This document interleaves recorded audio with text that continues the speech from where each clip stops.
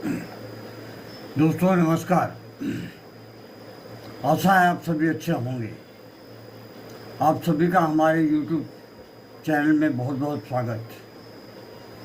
Content trust Kolkata trust हमने शुरू किया है अवेयरनेस प्रोग्राम के लिए, ताकि आम लोगों को जानकारी हो कि होम्योपैथी हर रोग में बहुत ही अच्छा कार्य करती है। बहुत सारी ऐसी अफवाहें हैं कि होम्योपैथी इस रोग में काम नहीं करती, उस रोग में काम नहीं करती, लेकिन ऐसा कुछ भी नहीं है। अगर आप जानते हैं, अगर आप क्वालिफाइड हैं, तो आपको ये सोचना चाहिए कि आज से करीबन कई 100 साल पहले डॉक्टर हेनमैन खुद एक एलोपैथिक फिजिशियन थे, जिन्होंने एलोपैथी छोड़कर होम्योपैथी को अपनाया और उन्होंने इसकी इन्वेंशन की, क्योंकि ये एक ऐसी साइंस है जो किसी तरह की कोई रोग पैदा नहीं करती, कोई साइड इफ़ेक्ट नहीं है। तो आइए हम चलते हैं कि राइट वेंट्रिकुलर स्ट्रेन, जब हृदय दाएं वेंट्रिकल किसी कारणवश अत्यधिक दबाव, प्रेशर ओवरलोड या वॉल्यूम ओवरलोड सहने लगता है, तो उसमें स्ट्रेन यानी कि तनाव पैदा हो जाती है। ऐसी स्थिति बन जाती है। अक्सर फेफड़ों की बीमारियां पल्मोनरी हाइपरटेंशन या हृदय रोगों से जुड़ा होता है। कारण क्या है इसके? बहुत ही साधारण कारण है, जैसे कि पल्मोनरी हाइपरटेंशन, फेफड़ों में उच्च रक्तचाप, पल्मोनरी एम्बोलिज्म, फेफड़ों की धमनियों में रक्त का थक्का का जमना, क्रॉनिक फेफड़ों की बीमारी, सीओपीडी, एज्मा, आईएलडी इत्यादि, माइट्रल वाल्व या ट्राइकस्पिड वाल्व की बीमारियां, जन्मजात हृदय रोग, कॉन्जेनिटल हार्ट डिजीज, गंभीर लेफ्ट हार्ट फेल्यूर से द्वितीयक असर, ये सब कारण हैं इसके स्ट्रेन के।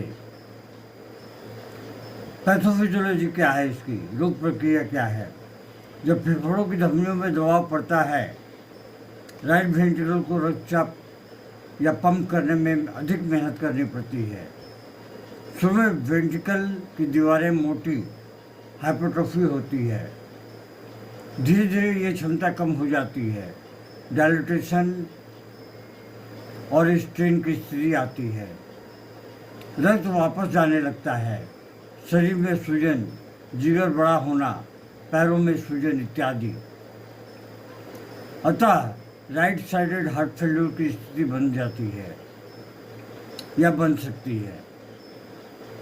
लक्षण, आइए जानते हैं कि इसके लक्षण क्या हैं। तेज सांस का फूलना, डिस्पनिया और एक्सर्शन, बाद में जो है आराम करने के टाइम में भी सांसें फूलती हैं। सीने में दबाव या दर्द, दिल की धड़कन तेज या अनियमित पाल्पिटेशन, थकान और कमजोरी होती है। पैरों, टखनों और पेट में सूजन आ जाता है। होठों और नाखूनों का नीला पड़ना यानी कि साइनोसिस। शारीरिक चिन्ह, साइंस क्या है? जुगुलर वेन प्रेशर बढ़ा हुआ, पैरों में पिल्टिंग एडिमा, हेपेटोमेगाली जैसे कि जिगर का बढ़ना और दर्द, S3 या P2 की दिल की आवाज़ तेज। ECG में आएगा निकल के right ventricular deviation, T wave inversion in V1 और V3, right bundle branch block इत्यादि। आइए अब हम चलते हैं हमारी होम्योपैथी की तरफ में। होम्योपैथी में दवाइयाँ क्या क्या हैं?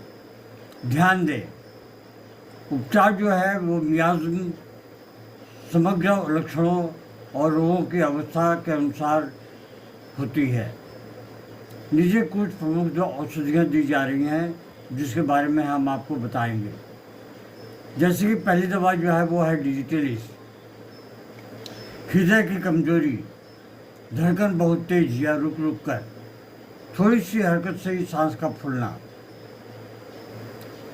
पेरिफेरल एडिमा, ये जो है डिजिटलिस के मुख्य लक्षण हैं।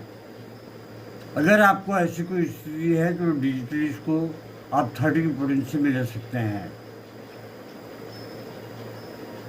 दूसरी जो दवा है वो है कैक्टस ग्रैंडिफ्लोरस। हृदय के लोहे के छल्ले जैसा कसाव महसूस होना, लगता है वो जैसे कि हृदय हमारा पिंजरे में कैद हो गया है। पल्मोनरी हाइपरटेंशन और राइट वेंट्रिकुलर लोड में उपयोगी, सांस की तकलीफ और साइनोसिस में बहुत ही अच्छा कार्य करती है कैक्टस। आगे चलते हैं, देखते हैं। लेकेसिस, दिल के दाहिने हिस्से कप पर असर बहुत अच्छा डालती है। नीला नीला चेहरा, सांस लेने में कठिनाई, टाइट क्लोथिंग बर्दाश्त न करना। अगर ऐसी कोई स्थिति है तो इसे भी आप 30 की पोटेंसी में ले सकते हैं। कार्बोवेज, एडवांस केसेस में जबकि ऑक्सीजन की कमी हो, अत्यधिक कमजोरी, ठंडा पसीना या फिर साइनोसिस, नीला पड़ जाना, रोगी को ताज़ी हवा चाहिए। अगली दवा है वो है आर्सेनिक एल्बम। बहुत घबराहट, बेचैनी और सांस लेने में काफ़ी हद तक परेशानी होती है। रात में जो वो तकलीफ का बढ़ना, ये इसका खासा लक्षण है। एडिमा और थकान हमेशा महसूस होगा, तो ये आर्सेनिक के लक्षण हैं। अगर ऐसे लक्षण हैं तो इससे भी आप 30 की पोटेंसी में ले सकते हैं। आगे बढ़ते हैं, देखते हैं। कैलिकार्प, पैरों और पलकों में सूजन, पैरों में भी सूजन होती है और पलकों में भी सूजन आ जाती है। सीने के दाहिने हिस्से में दर्द, सांस लेने में कठिनाई, विशेषकर सुबह में 3 बजे से 4 बजे तक। क्रिटिकस ऑक्सीकेंथा, इसको आप एक हृदय की टॉनिक मान सकते हैं। हृदय की मांसपेशियों में मजबूत करता है। दीर्घकालिक सपोर्टिव औषधि है। दिल की कार्य क्षमता को सुधारने के लिए। ये वैसे भी आपके हार्ट रेट और पल्स रेट को सामान्य बनाने में काफ़ी कार्य करती है। कुछ घरेलू उपाय। नमक और पानी का सेवन नियंत्रित करें। नमक कम खाएं, हल्का और सुपाच्य भोजन लें।